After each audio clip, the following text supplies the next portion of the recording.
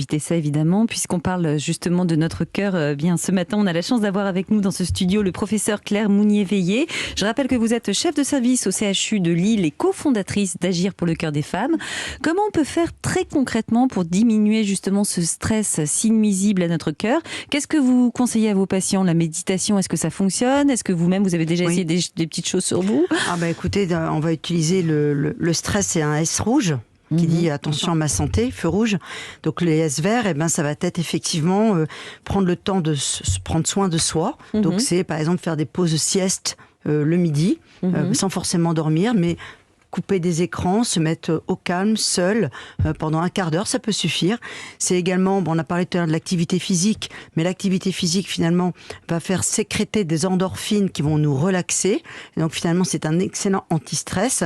Et puis après, c'est aussi garder cette notion de bienveillance, de sourire, de s'occuper des autres, de regarder les autres. Mais finalement, ça va aller contrecarrer cette rumination négative qu'on a dans notre cerveau, qu'on appelle reptilien, où finalement, on est très tourné vers le négatif et finalement, c'est s'ouvrir aux autres aussi. Ça fait partie de la gestion du stress. Mais le yoga, la méditation, la respiration aussi, cadencée dans un autre numéro du Madame Figaro, j'ai lu ça hier soir, il y avait plein de choses sur les rythmes de respiration. Bien sûr, la cohérence cardiaque. Voilà, ça va d'un point de vue mécanistique mettre au repos ce mauvais système nerveux qu'on appelle le système nerveux sympathique.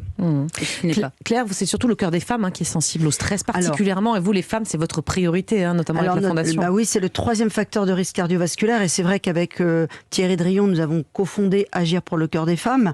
Il y a un site internet qui est très fourni. Alors je fais pas de publicité, mais vraiment allez-y, parce qu'il y a des témoignages de femmes, il y a des techniques aussi pour gérer notamment son stress, son alimentation, et surtout on a mis en place une opération itinérante dans 5 villes en France cette année qui s'appelle le Bus du cœur. On repart la semaine prochaine à La Rochelle et à Saint-Étienne, donc c'est les mercredis, jeudis, vendredis, et où là il y a des ateliers de gestion du stress. C'est gratuit voilà, pour les femmes. C'est gratuit, il y a un repérage des facteurs de risque, donc c'est destiné en première intention aux femmes en situation de précarité, mais d'ores et déjà je peux vous dire que sur les 3 premières villes, Lille, Avignon, Marseille, dans 9 cas sur 10, le dépistage était justifié. Donc on a sauvé déjà 600 vies, et ça c'est incroyable. Donc voilà, donc pour ceux qui habitent La Rochelle et Saint-Étienne, on vous attend, venez nombreux. Vous arrivez. On est là pour vous. Alors Aline, on va passer à un autre